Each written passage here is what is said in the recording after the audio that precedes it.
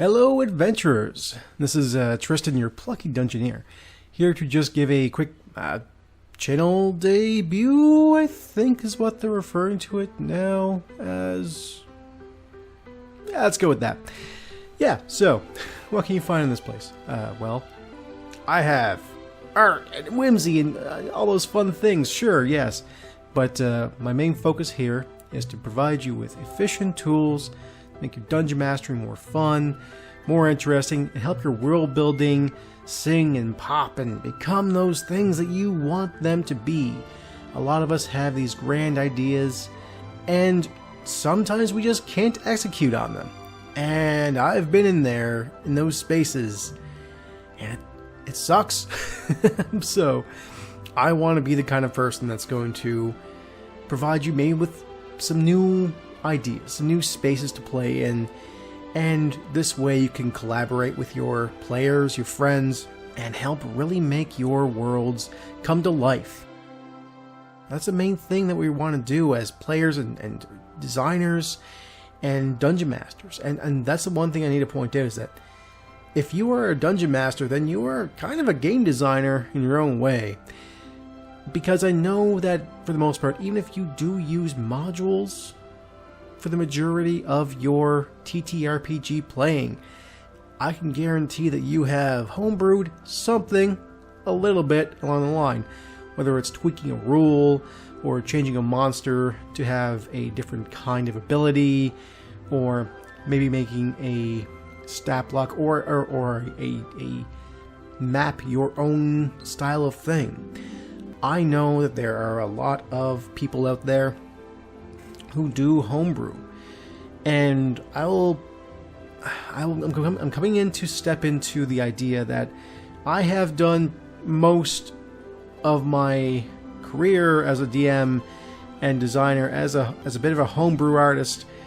That's for better or for worse. I have nothing against modules. I have nothing against anybody who uses modules.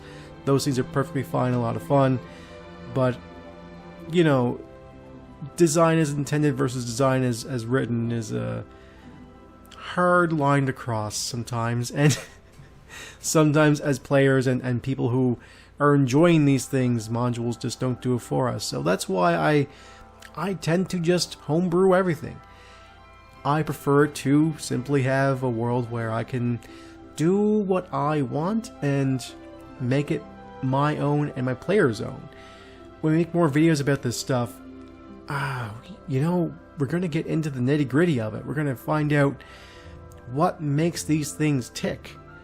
And those things are going to be different for everybody else, because what makes this tick for me, what makes me love world building, is giving my players something unique, something interesting. My friends really tend to enjoy the things I provide them. I will be also the first one to point out that maybe I go a little overboard. Occasionally I have been called out for maybe putting things in games that are a little too weird. You know, sometimes that's okay, and oftentimes maybe you need to rein it back a little bit.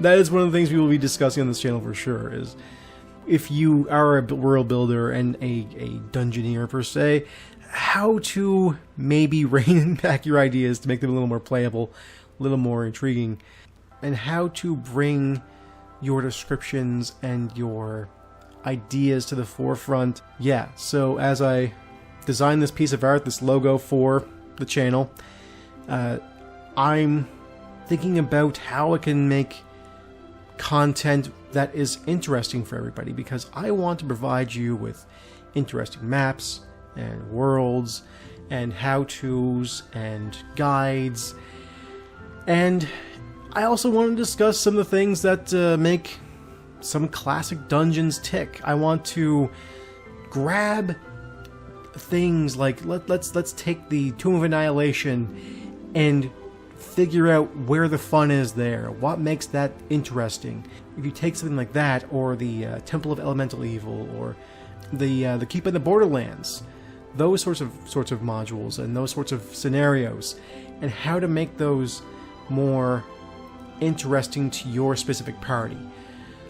Because sometimes what you need is a base to work off of, and I think that when you have those bases, I think what you can do then is use your brain, your mighty creative brain, because we all have that, and use that to retool it and work in something new, something interesting and fresh.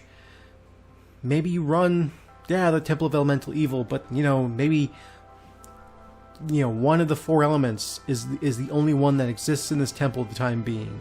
Or maybe you're running, let's say you're running Lost Mines of Phandelver. Let's replace all of the goblins with Wormling dragons. What happens then? It's those scenarios where we can retool and rejigger and reconnect things in different ways. And the beauty of TTRPGs is that we can do that without too much of a problem. We tend to want things to fit perfectly into little boxes. And I think that working outside of those little boxes helps us to understand what this hobby can actually be, because really this is a hobby of imagination. This is a hobby of just having fun and enjoying ourselves with friends. And I think it's about time that maybe we rein that in and look specifically at having more fun playing these games. Anyway, that's it for me, Tristan, Plucky Dungeoneer. I'll see you next time. Bye-bye.